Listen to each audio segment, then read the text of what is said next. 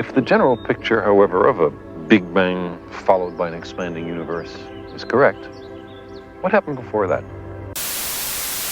Well, that's what we're going to be talking about today with these cosmological arguments. So the crux of cosmological arguments is, where does the universe come from? Why is there something rather than nothing? The Big Bang model says that the universe, at least as we currently understand it with space and time and matter and so on, the Big Bang model says that the universe sprang into existence 13.8 billion years ago. But it kind of seems unsatisfying to leave the story there because, like Carl said, what happened before that? What caused the Big Bang in the first place? And even if we could answer that question of what caused the Big Bang, this would still leave kind of further questions because let's say that there's just some physics framework that allows that a Big Bang could happen and a universe could come from the ether. Say that's the physical framework we live in. Then you could still ask, well, why do we have that particular physical framework rather than none at all? And so the question kind of re-emerges, why something rather than nothing? I think cosmological arguments are generally considered to be the strongest argument for God's existence. And there's one version in particular that kind of made me reconsider atheism. But I'm not trying to convince you of anything. I just think this something from nothing question is a total mystery. And if you don't think it's mysterious, then, well, you probably haven't thought about it hard enough. But the God explanation is also mysterious too, so there's that. But we must, of course, ask the next question. Where did God come from? Anyway, that's the topic of today's video, and it's probably the deepest question in all of philosophy, or you might say there's two questions which give rise to two different types of cosmological arguments. So the first question is, what caused the universe to exist in the first place? And then the second, maybe deeper question is, why does the universe exist in the first place? Again, why something rather than nothing?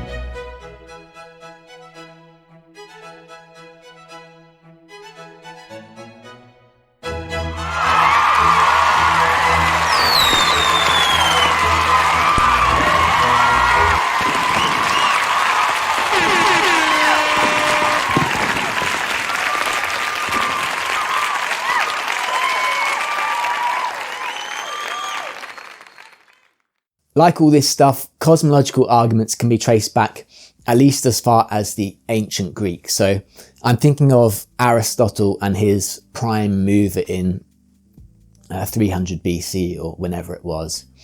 And then there's people like John Philoponus, whatever. Basically, I'm going to start this video on cosmological arguments with probably the simplest version of the cosmological argument, which is the Kalam argument. And this originated in Islamic theology in about 1000 AD. Anyway, like I said, the Kalam argument is probably the simplest cosmological argument, and it says this. First premise is, whatever begins to exist has a cause. Second premise is that the universe began to exist. And so the conclusion from these two premises is that the universe has a cause of its existence. And the implication is that this cause is God. Now, as we go through these various cosmological arguments, we're going to examine each of these premises in a bit more detail, but for now, the argument seems to work pretty well. So, premise one, that whatever begins to exist has a cause. Yeah, we've got pretty good evidence for that. You don't see dogs and chairs just springing into existence without a cause. So, we have uniform evidence that everything has a cause. Things don't just happen for no reason. And although Al-Ghazali and these medieval Islamic theologians wouldn't have known at the time, modern cosmology supports premise 2 that the universe began to exist. So, but to his surprise, Hubble found that nearly all the galaxies were moving away from us. The universe was not unchanging with time, as everyone had thought previously. It was expanding. The expansion of the universe was one of the most important intellectual discoveries of the 20th century, or of any century. It transformed the debate about whether the universe had a beginning. If galaxies are moving apart now, they must have been closer together in the past. If their speed had been constant, they would all have been on top of one another, about 15 billion years ago. Based on observations of an expanding universe, if you extrapolate this expansion backwards, the Big Bang model says that the universe began to exist 13.8 billion years ago. So premises 1 and 2 of the Kalam argument appear to be true, and the inference to the conclusion that the universe has a cause, that's a logically valid inference. And so if the premises are true and the inference is valid, then the conclusion must be true. And so it looks like we've got a sound argument for God's existence, or at the very least, a sound argument for a first cause.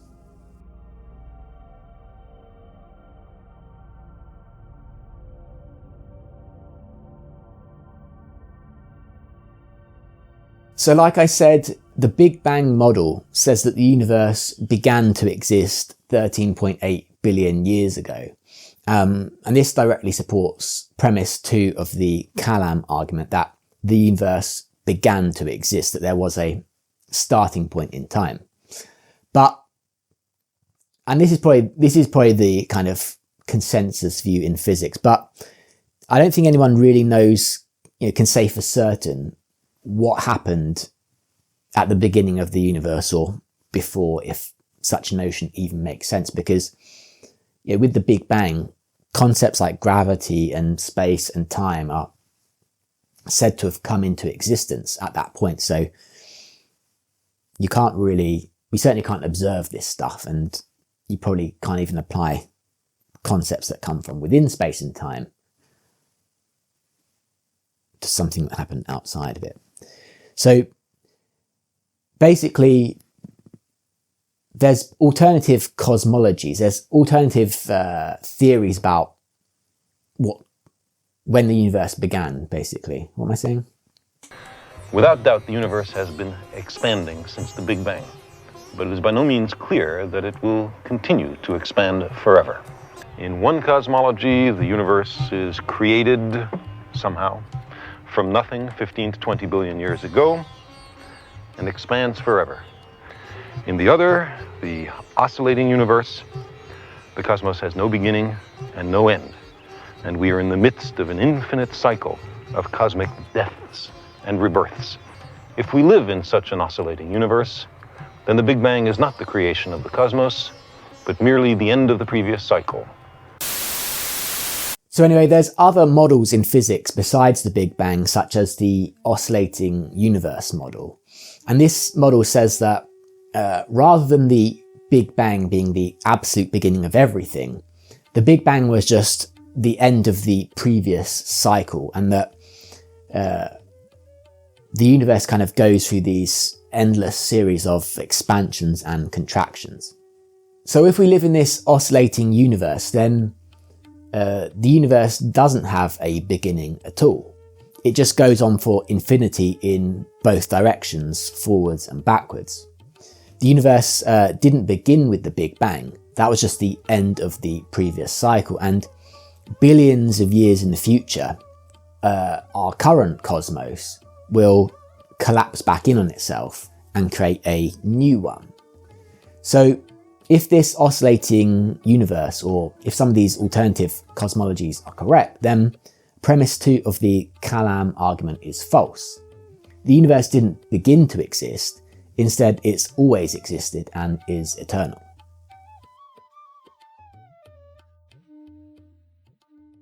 So the next couple of cosmological arguments potentially avoid this oscillating or eternal universe objection. Aquinas' first way and Aquinas' second way. I'm going to talk about Aquinas' third way as well, because that's another cosmological argument, but we'll leave that for the time being because it's a different type of cosmological argument. So the first and second ways are very similar in structure. It's just that the first way uses the concept of motion and mover, whereas the second way talks about the notions of cause and effect. But anyway, the first way can be summarized like this. Things in the world are in motion, and whatever's in motion must have been put in motion by something else. So for example, if A was moved by B, then B must be moved by C, and so on. But if this chain of A being moved by B being moved by C goes back infinitely, then there'd be no first mover, just this infinite chain without anything at the start. And if there's no first mover, says Aquinas, then there'd be no subsequent movers and nothing would be in motion whatsoever. But of course, things are in motion. I'm moving right now, for example. You're probably moving too. Anyway, things are in motion, and so there must be a first mover, and, says Aquinas, this first mover is God. So when I say this first premise that things in the world are in motion, it could be interpreted in the sense of like physically moving from one location to another, like this ball. But I think Aquinas also means it in this broader sense of moving from potential to actual. I think Aquinas gives the example of wood being moved by fire from being potentially hot to actually hot.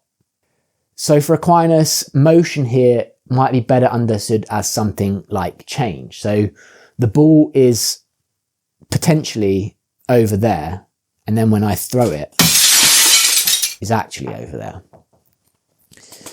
Likewise, the wood is potentially hot, and then when you put it on the fire, it moves from potentially hot to actually hot. So again, motion means more movement from potential to actual, according to Aquinas.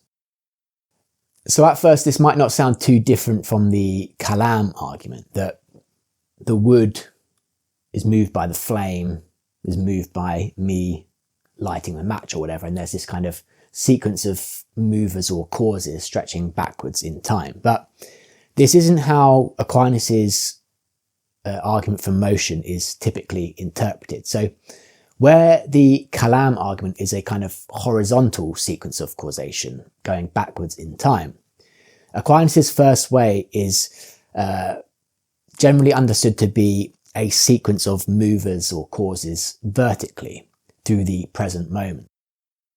So for example, the heat of the wood is caused by the flames is caused by oxygen and chemical reactions and so on, and these are the result of more fundamental laws of physics, let's say. So again, there's this kind of vertical hierarchy of causes in the present moment. So the heat is caused by the flames are caused by oxygen and the chemical reactions, and these chemical reactions are governed by more fundamental physics and principles of science or whatever. But all these things are happening at the same time. And this series can't go on for infinity. There has to be something at the top of this hierarchy to explain how motion, in the sense of transition from potential to actual, is possible in the first place. So the Kalam argument was purely horizontal, a sequence of causes stretching backwards in time to God. But if the oscillating universe, or these alternative cosmologies which say that the universe is infinite, if these alternative cosmologies are correct, then you can just keep tracing causes backwards in time forever without getting to God. However, Aquinas says that even if this chain of causes stretch back infinitely into the past, this still wouldn't explain how anything moves and changes right now.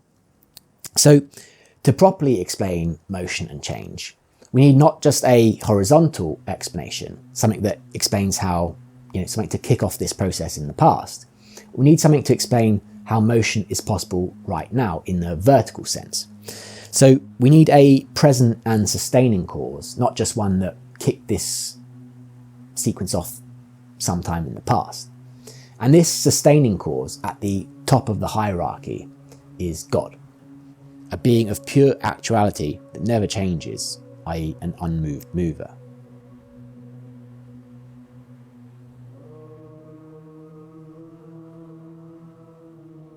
So like I said, Aquinas' second way is very similar to the first way. It just uses the concept of causation rather than motion. But for completeness, here's how you might summarize Aquinas' second way. So premise one is that the world is full of causes and effects. And secondly, nothing can be the cause of itself. Every effect has a cause. But this cause must itself have something that caused it, and that something else must also have a cause. So again, A is caused by B, B is caused by C, and so on.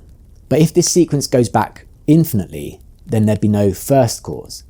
And if there was no first cause, there'd be no subsequent causes, and there'd be no causes and effects at all. But there are causes and effects, and so there must be a first cause, and this first cause is God. So again, Aquinas is talking about atemporal sustaining causation, a vertical series of causes in the present moment, and not necessarily one stretching backwards horizontally in time. So going back to the example of wood being heated by a fire, the heat of the fire is caused by the chemical reactions or whatever, and these chemical reactions are governed by more fundamental physical laws and so on. But again, there must be a kind of final level of explanation. This series of causes must end somewhere. You can't just keep positing scientific principles for infinity. And so there must be a first cause at the top of this hierarchy that is not itself caused by anything. And this first cause is God.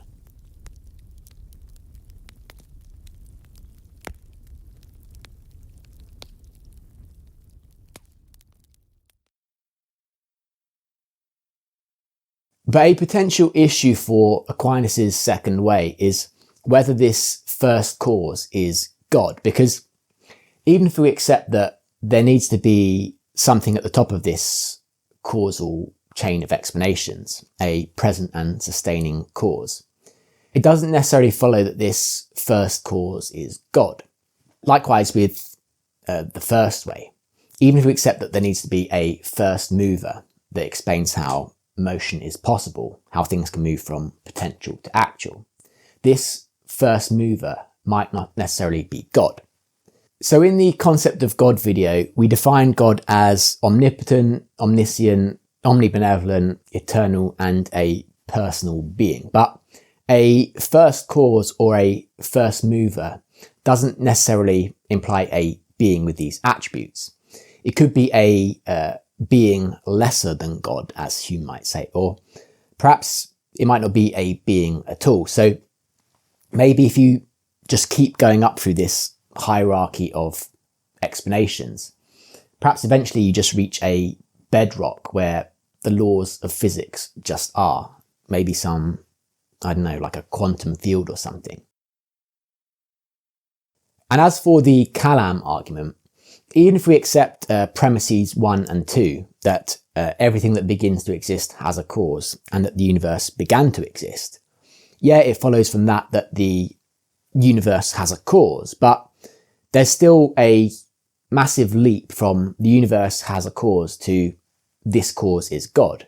Again, this cause could be any number of things besides the omnipotent, omniscient, omnibenevolent, personal being that religions typically understand God to be. So you might argue that even if cosmological arguments prove a first cause or a first mover, they don't necessarily prove that God exists. Try and abduct me in this spaceship, eh? So I think we went a whole episode last time without mentioning Descartes, but he's back in this episode with a cosmological argument. So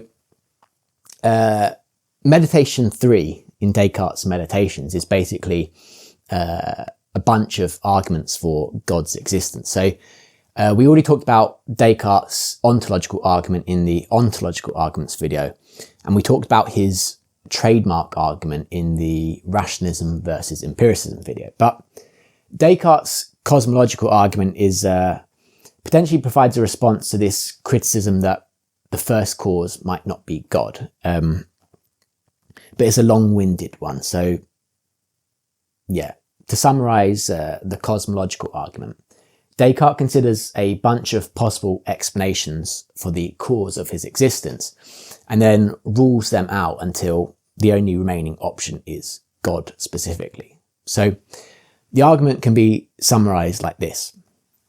I am a thinking thing with the idea of God. What is the cause of my existence? Well, option one is that I am the cause of my own existence. But Descartes rules this out because if he was the cause of his own existence, he would have made himself perfect.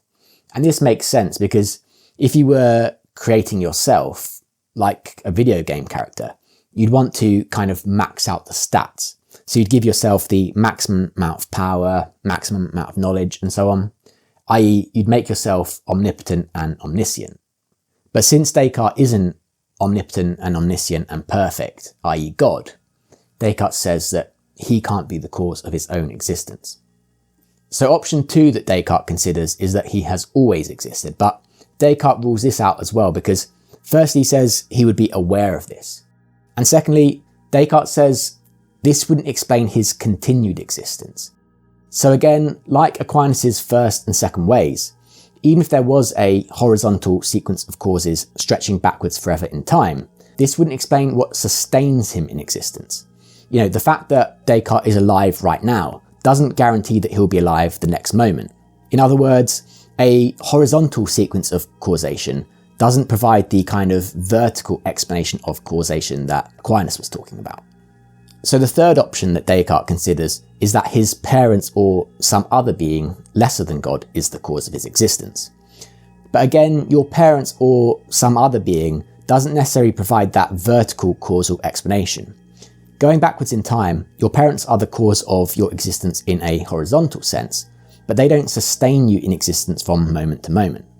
Plus, even if your parents were the horizontal cause of your physical existence, this just raises the question of what caused them. And then this in turn raises the question of what caused their grandparents and the great-grandparents and so on. So again, you get this infinite regress, which Descartes says is impossible. So having ruled all these explanations out, Descartes says that the only remaining explanation of his existence as a thinking thing with the idea of God is God himself. And there's a couple of reasons for this. So firstly, I don't want to dwell too much on this because we talked about it a lot in the rationalism versus empiricism video. But if you remember the causal adequacy principle, Descartes says the cause of an effect must have as much reality as the effect. And so as a thinking thing with the idea of God, the idea of an infinite and perfect being, Descartes says this idea must have of an infinite perfect being must have as much reality as an infinite and perfect being. And so an infinite and perfect being must exist. That's kind of the trademark argument as well. But the second reason Descartes says God specifically must be the cause of his existence is, again, a combination of a few things. So if you remember, Descartes says if you were the cause of your own existence, you'd max out the stats. You'd make yourself omnipotent, omniscient, omnibenevolent, and so on. Like, again, if you're a video game character, creating a character, you'd give yourself every perfection. And so Descartes says that anything that's the cause of its own existence must be God. So going back to either like the horizontal or vertical sequence of causes, in both directions, there can't be an infinite regress of explanations. There must be something, eventually, if you keep asking, you know, what caused me, my parents, what caused them, the grandparents, and so on. If you trace this sequence of causes back for infinity, well, it can't go back for infinity. And so there must be something at the end of this chain of explanations that is its own cause, is the cause of its own existence. And again, anything that's the cause of its own existence would be God. And so the ultimate cause of Descartes' existence as a thinking thing with the idea of God is God himself. And so God exists.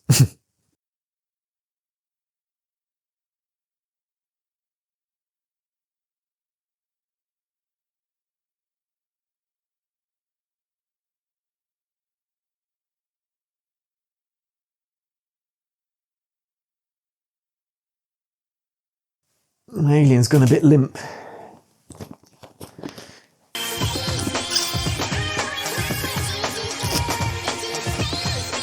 So all the cosmological arguments we've looked at so far assume some variation of the causal principle, that every effect has a cause. So premise one of the Kalam argument is literally this, that whatever begins to exist has a cause, or in Aquinas' first way, that whatever's in motion must have been put in motion by something else, or in the second way, that every effect has a cause, or whatever it is. And Descartes, in his cosmological argument, has the causal adequacy principle, that the cause of an effect must have as much reality as the effect. So all these arguments assume some variation of this causal principle, but Hume, in Inquiry Concerning Human Understanding, raises a bunch of objections that question whether every effect really does have a cause. So if you remember Hume's fork from the rationalism versus empiricism video, Hume's fork says there's two and only two ways you can know something, either as a relation of ideas or a matter of fact. So firstly, a relation of ideas. So you can know something as a relation of ideas if it's inconceivable for it to be false. So, for example, we can know triangles have three sides a priori because we can't conceive of it being false. If you try and imagine a four-sided triangle, for example, do it now. What are you imagining? Either you're imagining a four-sided shape, in which case you're imagining a square, or you're imagining a triangle. But the idea of a four-sided triangle is not an image you can bring to your mind. And so triangles have three sides would be a relation of ideas, according to Hume, and something that can be known entirely a priori. But if we apply this same test to the causal principle, that every effect has a cause, we don't get the same result, because we can imagine things happening without a cause. You can imagine this tube of polyfiller just springing into existence without a cause, and that makes sense as an idea. It's not like a four-sided triangle, which is an inconceivable notion. So even if we never actually experience things springing into existence without a cause, it's at least a conceivable idea. And so if we are going to know the causal principle, that every effect has a cause, we're going to have to know it through experience as a matter of fact, rather than a priori as a relation of ideas. But Hume says we never actually experience causation. We never actually experience A causing B. We only ever experience B following A. So Hume says, but when one particular species of event has always, in all instances, been conjoined with another, we make no longer any scruple of foretelling one upon the appearance of the other, and of employing that reasoning which can alone assure us of any matter of fact or existence. We then call the one object cause, the other effect. We suppose that there is some connection between them, some power in the one, by which it infallibly produces the other, and operates with the greatest certainty and strongest necessity. It appears then that this idea of a necessary connection among events arises from a number of similar instances which occur of the constant conjunction of these events. Nor can the idea ever be suggested by any one of these instances, surveyed in all possible lights and positions. But there is nothing in a number of instances different from every single instance which is supposed to be exactly similar, except only that after a repetition of similar instances, the mind is carried by habit, upon the appearance of one event, to expect its usual attendant, and to believe that it will exist. The first time a man saw the communication of motion by impulse, as by the shock of two billiard balls, he could not pronounce that the one event was connected, but only that it was conjoined with the other. After he has observed several instances of this nature, he then pronounces them to be connected. What alteration has happened to give rise to this new idea of connection? Nothing but that he now feels these events to be connected in his imagination, and can readily foretell the existence of one from the appearance of the other. When we say, therefore, that one object is connected with another, we mean only that they have acquired a connection in our thought. So Hume's point here potentially undermines cosmological arguments because it challenges this premise that every effect has a cause. This idea of causation isn't something we experience, it's just something that our mind projects onto experience after seeing B follow A enough times. So there's nothing logically necessary about causation, says Hume, and so this causal principle could simply be false. Hume says, "We have no argument to convince us that objects, which have been frequently conjoined, will likewise in other instances be conjoined in the same manner. Nothing leads us to this inference but custom or a certain instinct of our nature, which it is indeed difficult to resist, but which, like other instincts, may be fallacious and deceitful." And you could say this doubt is even stronger when applied to the creation of the universe, because Hume says that our mind projects causation onto experience after seeing B follow A enough times. You see this constant conjunction of one event following the other, like one billiard ball hitting another and the other one moving. You see this happen a bunch of times, and then your mind projects this causation onto the experience after it happens a bunch of times. But we can't apply this principle that we've learned from experience within the universe outside the universe, because, as Hume says, it's only after a long course of uniform experiments that we attain a firm reliance and security with regard to a particular event. Again, this causal inference is only this kind of projection of causation onto experience is only acquired after seeing B follow A a bunch of times. So I think Hume said earlier in the quote that the first time you see one billiard ball hit another and the other one move, you don't create this causal association. It's only after seeing B follow A a bunch of times that your mind projects that one event caused the other. But again, with the creation of the universe, we have a sample size of one. It's not like we have experience of all these different universes being created by which we can infer that, from this big sample size, that every universe has a cause. So the upshot of Hume's point here is that it casts doubt on a key premise of cosmological arguments, that every effect has a cause. So applied to the Kalam argument, for example, Hume would say we can't know this first premise that whatever begins to exist has a cause. We can't know it as a relation of ideas, nor can we know it as a matter of fact. And this same skepticism extends to Aquinas' first and second ways, and also Descartes' cosmological argument, because all these arguments assume the kind of necessity of causation, that every effect has a cause, or whatever is in motion must have been put in motion by something else. But if this premise is false, then the inference to a first cause or a first mover, this inference fails. And so these arguments fail to prove that God exists. That's probably all right.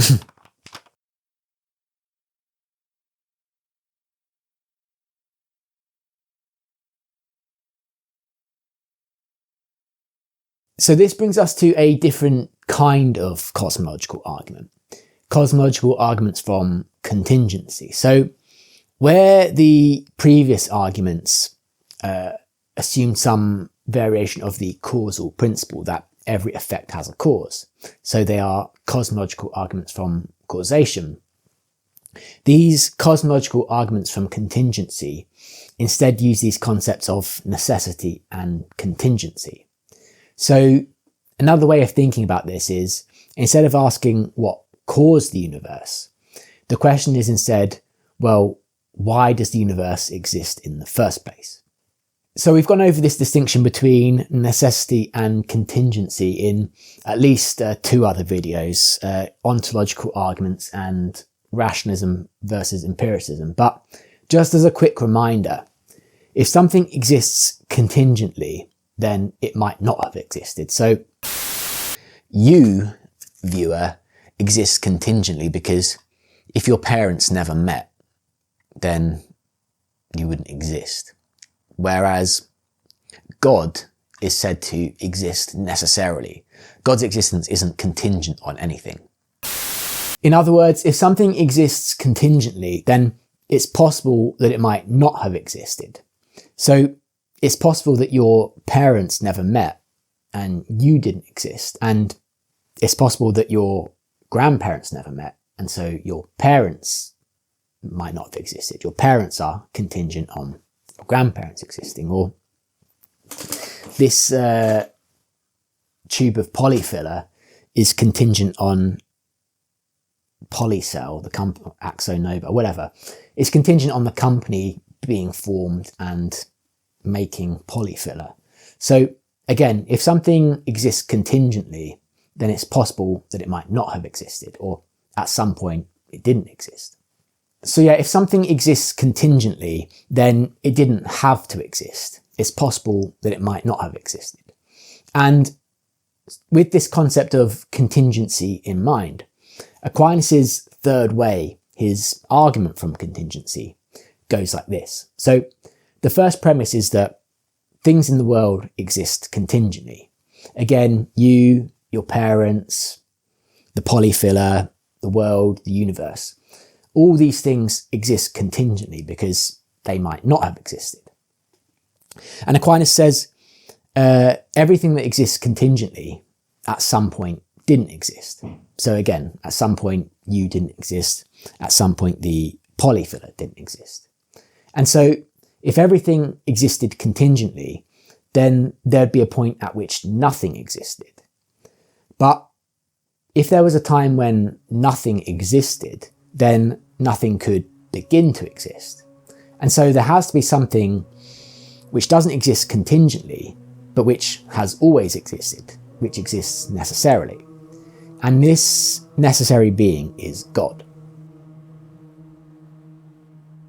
So unlike contingently existing things, things which might not have existed, a necessarily existing being is one that can't not exist, one that has to exist.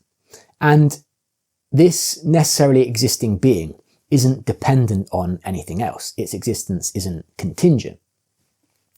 And Aquinas says this necessary being is necessary to explain why anything exists in the first place. Because if everything existed contingently, then it's hard to see how anything could come into existence. So again, it's hard to see how anything could come into existence in the first place. So again, you need this necessary being to kind of explain why anything exists at all, because if it might not have existed and at some point didn't exist, then where did everything come from?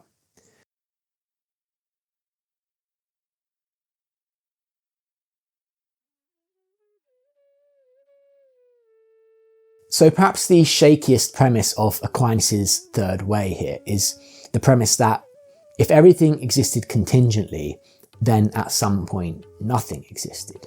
So perhaps like the oscillating universe objection from earlier, we could say the existence of each contingent thing is explained by a prior contingent thing, and that this sequence of contingent beings stretches back for infinity.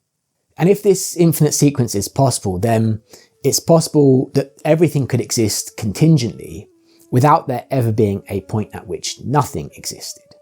And so this challenges Aquinas' argument because it means that a contingent universe could be eternal in some sense without needing a necessarily existing being to stop this infinite regress.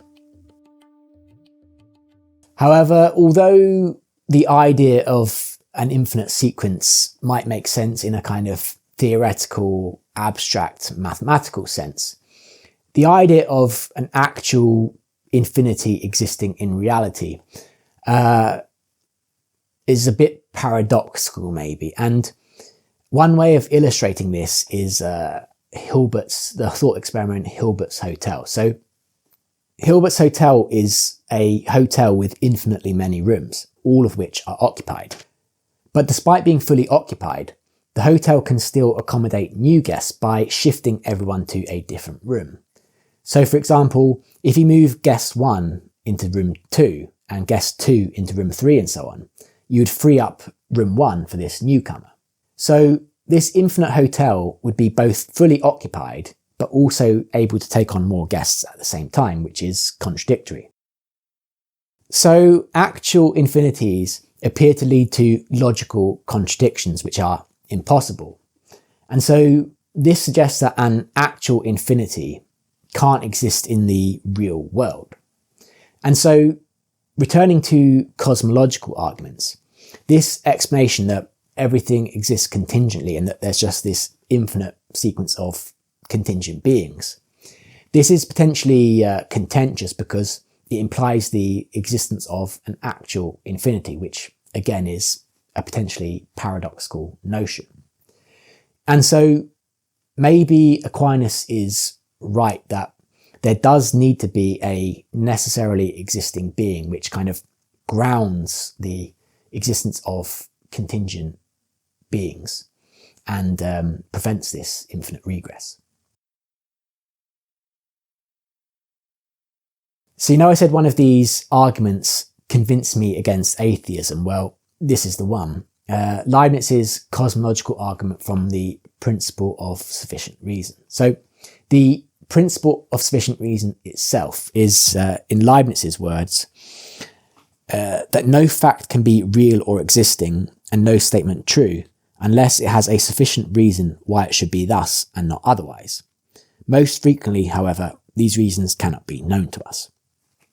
So, in other words, the principle of sufficient reason says that everything that's true, every fact, there's always a reason why it's a fact, why it's the case and not something different. And so, even if we can't know what this reason is, there's always an explanation or a reason why something is the case rather than being something else. So, for example, the fact that water boils at 100 degrees C is explained by the chemical properties of water. Or the fact that London is the capital of England is because it was the political and economic centre of England in Roman times, and then was recognised as the capital in the 12th century or whatever. So these are the reasons why these things are facts, or sometimes you can't know what this reason is. So, for example, the force of gravity is much weaker than the nuclear forces, for example.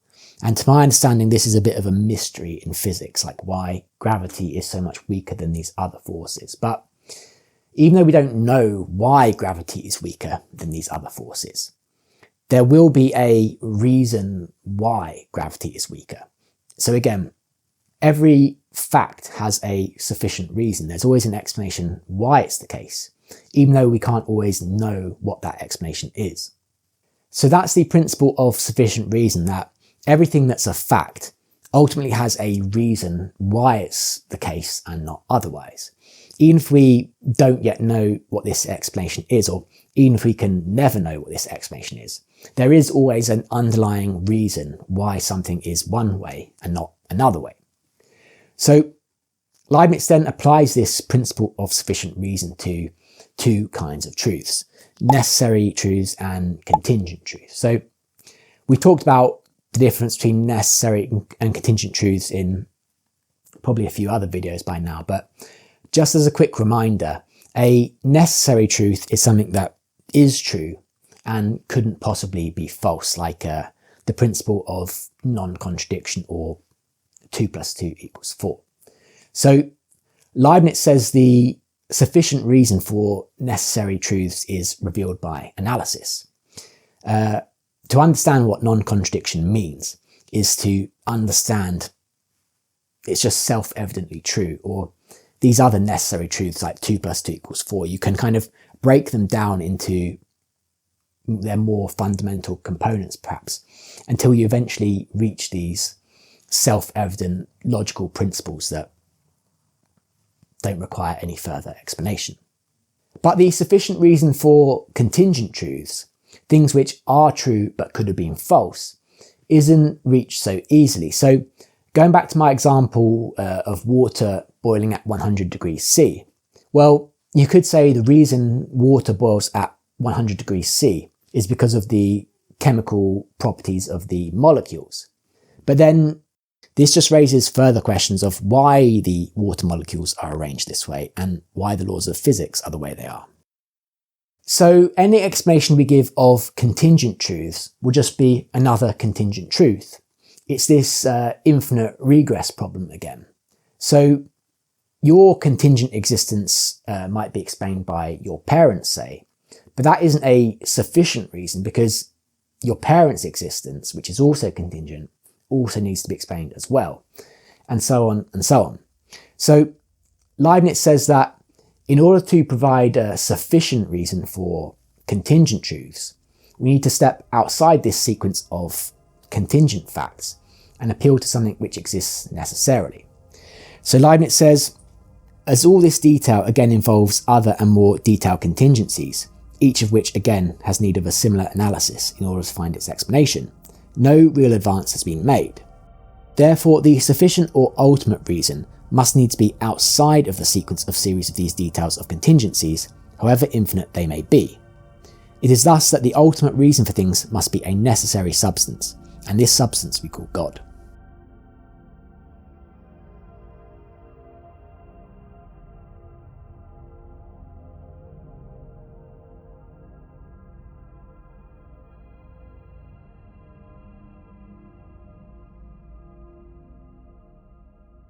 So Leibniz's argument here, or some kind of variation of it, was the topic of a radio debate between Bertrand Russell and Reverend Frederick Copleston in 1948, in the good old days when they used to broadcast this stuff on the radio.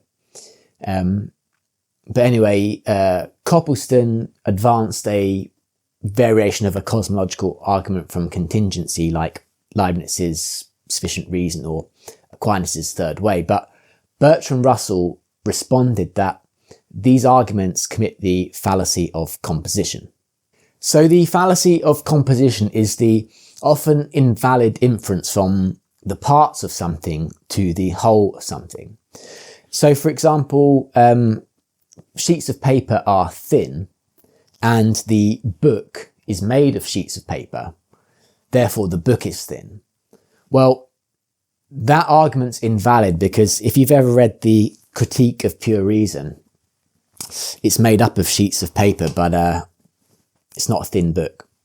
So the point is that just because all the parts of something have a certain property, it doesn't follow that the whole, the entirety, has this property as well. And the same thing goes for the universe, says Russell. Just because everything within the universe has a cause or an explanation, it doesn't follow that the universe itself has a cause or an explanation. No, it doesn't need to be its own cause. What I'm saying is that the concept of cause is not applicable to the total. I can illustrate what seems to me to be your fallacy. Every man who exists has a mother, and it seems to be your argument is, therefore the human race must have a mother. But obviously the human race hasn't a mother. That's a different logical sphere. I should say that the universe is just there and that's all. So the fallacy of composition is an informal fallacy, meaning whether the argument is valid or invalid depends on the specifics of the example. So sometimes it is valid to reason from the parts of something to the whole. So for example, if every part of the book is made of paper, then it follows that the book itself is made of paper. It's not possible that all the parts of the book could be paper and the book itself could be made of metal, let's say. And Copleston makes a similar point in response to Russell. So Copleston says, now secondly, the world is simply the real or imagined totality or aggregate of individual objects, none of which contain in themselves alone the reason of their existence. There isn't any world distinct from the objects which form it, any more than the human race is something apart from the members. Therefore, I should say, since objects or events exist, and since no object of experience contains within itself the reason of its existence, this reason, the totality of objects, must have a reason external to itself, and that reason must be an existent being. the universe is nothing more, everything within the universe exists contingently, and the universe is nothing more than the sum of these things that exist. And so, if the universe is just everything within it, and everything within the universe exists contingently, then the universe itself exists contingently, and so it needs an explanation. Well, my point is that what we call the world is intrinsically unintelligible apart from the existence of God. You see, I don't believe that the infinity of the series of events, I mean a horizontal series, so to speak, if such an infinity could be proved, would be in the slightest degree relevant to the situation. If you add up chocolates, you get chocolates after all, and not a sheep. If you add up chocolates to infinity, you presumably get an infinite number of chocolates. So if you add up contingent being to infinity, you still get contingent beings, not a necessary being. An infinite series of contingent beings would be, to my way of thinking, as unable to cause itself as one contingent being. So again, if everything within the universe exists contingently, and the universe is nothing more than the sum of these things, then the universe itself exists contingently. As Copleston says, if you add chocolates for infinity, you get chocolates and not a sheep. And similarly, if you add contingently existing beings for infinity, you get a contingently existing universe, not something necessary. And so, going by the principle of sufficient reason, we need an explanation of why this contingent universe exists, why something rather than nothing. And Copleston says the only sufficient reason, the only proper answer we can give is a necessary being, i.e. God.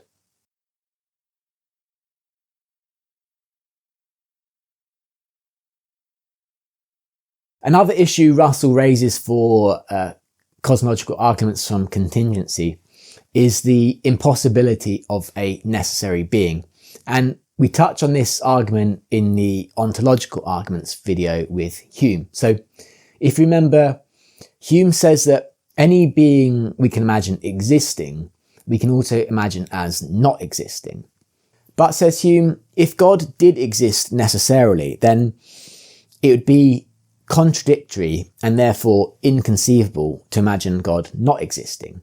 A necessarily existing being that doesn't exist would be a contradiction, like a triangle with four sides, and triangle contradictions are inconceivable. But since God does not exist, is a conceivable idea, Hume says God can't exist necessarily, and in fact no being can exist necessarily. And Russell makes a similar point in the debate with Copleston. But I think that perhaps in answering your argument, the best point with which to begin is the question of a necessary being. The word necessary, I should maintain, can only be applied significantly to propositions, and in fact only to such as are analytic, that is to say, such as it is self-contradictory to deny. I could only admit a necessary being if there were a being whose existence it is self-contradictory to deny. In other words, Russell is saying that if God did exist necessarily, then God exists would be an analytic truth, something that's true by definition, like triangles have three sides or all bachelors are unmarried. And I suppose the key feature of an analytic truth is that it leads to a contradiction when denied. So a four-sided triangle or a married bachelor. These are contradictory ideas. But God does not exist doesn't seem to be contradictory in the same way. It makes sense as an idea in a way that a four-sided triangle doesn't. And so, since God exists is not an analytic truth, says Russell, then God can't exist as a necessary being. But I think Russell's response here kind of conflates two different meanings of necessary, and I think we touched on this in ontological arguments with Malcolm's ontological argument. So the first sense of necessary, the sense Russell uses it here, is of a necessary truth. And necessary truths are, for all intents and purposes, the same as analytic truths. Necessary truths lead to contradictions when denied. And so this is why Russell conflates necessary truth with analytic truth, because they basically amount to the same thing. But when Cobbleson or whoever is talking about necessary in the context of cosmological arguments, necessary means something like necessary existence, something whose existence is not contingent upon anything else, or something that can't not exist. So we've got two different meanings of necessary here. Necessary truth and necessary existence, the property. In other words, to say God has the property of necessary existence doesn't mean the same thing as saying it is a necessary truth that God exists. I know it sounds very similar, but stick with me. So even an atheist could say the idea of God, the concept of God, has the property of necessary existence, that if God existed, he'd be the kind of being that isn't contingent on anything else, that must exist and can't not exist. But there's no logical inconsistency in saying that the concept of God has this property of necessary existence, but saying this concept doesn't exist in reality. In other words, it's not true. It's not a necessary truth, certainly. So again, you've got necessary existence in the sense of a property something can have, the property an idea can have. Then there's this second sense of necessary truth. So if something's a necessary truth, it's something that is true and can't possibly be false. I think we've given this definition already. So I hope this makes sense. So triangles have three sides is a necessary truth, and God exists necessarily is like describing a property that the concept of God has. So again, God exists is a necessary truth does not mean the same thing as God has the property of necessary existence. So when Russell says, and Hume for that matter, when they say that God can't exist necessarily because there's no logical contradiction in saying God doesn't exist, that kind of misses the mark. All that shows is that God exists is not an analytic truth. It might still be true, just not analytically true. And if it is true, God exists necessarily. So Russell's maybe right to say that God does not exist is not a contradiction. So God exists is not an analytic truth or a necessary truth. But this doesn't settle the question of whether such a being actually exists, of whether a necessary being, it doesn't show that a necessary being is impossible. It just shows that a necessary being exists is not true by definition, if that makes sense. Anyway. So in summary, cosmological arguments are arguments which say that a necessary being or a first cause, i.e. God, is needed to explain where the universe comes from and why anything exists at all. And you can think of these perhaps as two separate questions, which is why we distinguish between cosmological arguments from causation and cosmological arguments from contingency. So firstly, we looked at cosmological arguments from causation, starting with the Kalam argument. So the Kalam argument is perhaps the oldest and most simple version of the cosmological argument. And it says, whatever begins to exist has a cause, the universe began to exist, and therefore the universe has a cause, and this cause is God. But one objection to this argument that we looked at questioned this second premise, that the universe began to exist. Perhaps the universe is eternal, without a beginning in time, and so this second premise could be false. Next up, we looked at Aquinas' first and second ways, which can be interpreted as vertical arguments rather than horizontal. This means that rather than tracing causes backwards in time to the beginning of the universe, the causes are traced upwards through layers of explanation in the present moment. Aquinas argues that there needs to be a sustaining cause or mover to explain how change is possible in the first place. And these arguments work even if we live in an eternal universe, because it's not about when things began, but what keeps them going now. But we might still respond that this first cause or first mover is not necessarily God, defined as an omnipotent, omniscient, perfect being.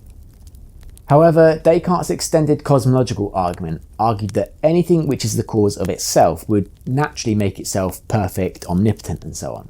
And so this uncaused cause would be God. But all these arguments assume some variation of the causal principle, that every effect has a cause, and this is something that Hume questioned. Hume argued that an uncaused cause is a conceivable idea, and so it's logically possible. What's more, Hume says that even experience isn't sufficient to prove this claim with certainty. It's possible, says Hume, that some things don't have a cause, especially something as unique as the universe itself. And this brought us to cosmological arguments from contingency, versions which don't assume the causal principle, but instead rely on the difference between necessary and contingent existence. So things that exist contingently, such as ourselves and the universe, might not have existed, and this raises the question, why do they exist then? So Aquinas in his third way and Leibniz in his version of the cosmological argument both argue that a necessarily existent being is required to answer this question and explain why anything exists at all. Leibniz's principle of sufficient reason says there must be an explanation, a reason for the existence of anything, including the universe.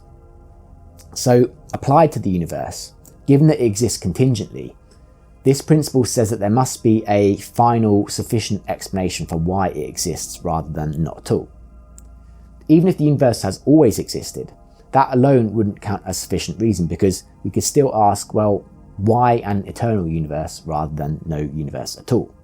Leibniz concludes that the explanation must lie in a necessary being, something that exists by its very nature and whose existence is not dependent on anything else.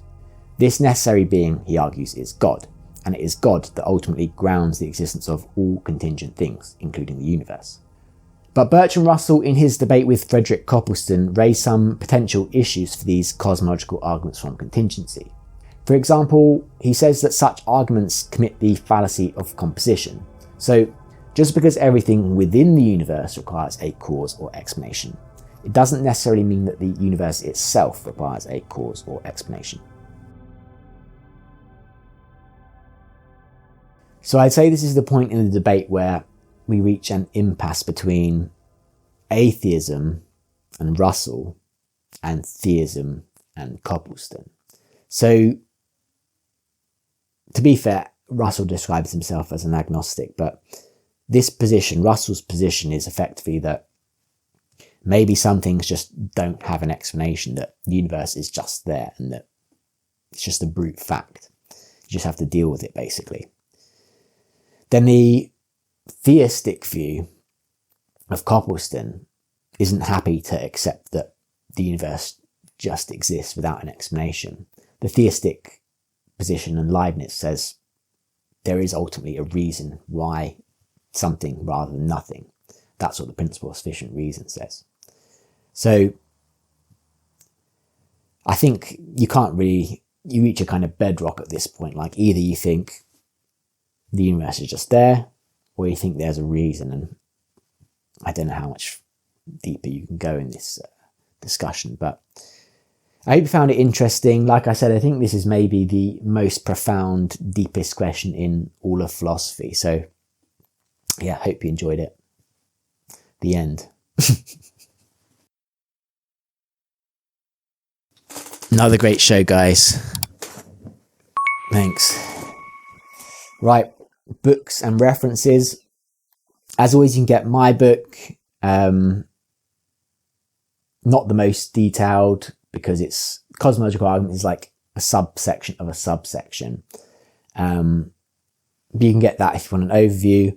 I'll also link the page on my website, but this cosmological arguments debate is so deep, so that's more like an overview. So if you're looking for primary sources, the Kalam cosmological argument by William Lane Craig is a much more in-depth defense of the cosmological argument. So where I kind of rejected some of these premises for various reasons, I'm sure William Lane Craig has responses to all my objections I raised to the Kalam argument. So if you want a deeper discussion of that, get that.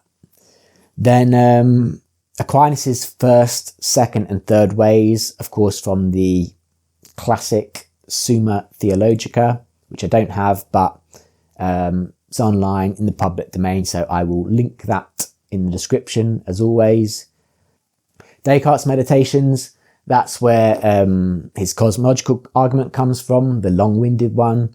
But it's also got, I mean, there's a reason why I'm always banging on about this book. It's the third meditation alone has his cosmological argument, his ontological argument, the trademark argument.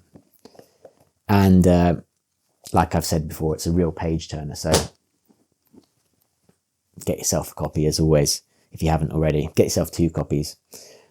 So Hume's objection to do with causation comes from inquiry concerning human understanding. As you can see, you've got the billiard balls on the front. And I think, Hume's point about causation is maybe like this idea he's most famous for, but I never really got what the big deal is with that argument. I mean, it's just like a skeptical argument, basically, but it's kind of awkwardly skeptical. But anyway, inquiry concerning human understanding is where the skepticism about causation comes from, the causal principle.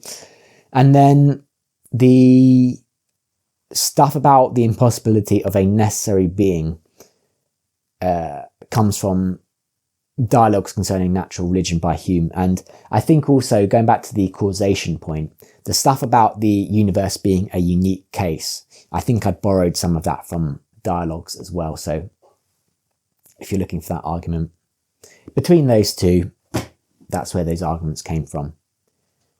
Then monadology by Leibniz. This is where the cosmological argument from the principle of sufficient reason comes from. This book contains discourse on metaphysics and the monadology. And the monadology, where the principle of sufficient reason comes from, I think it's only about like 20 pages. So anyway, like I said, this argument is, I think there might be more kind of formal ones nowadays, but I think, in my view, the principle of sufficient reason is the strongest version of the cosmological argument. So you can get that as well.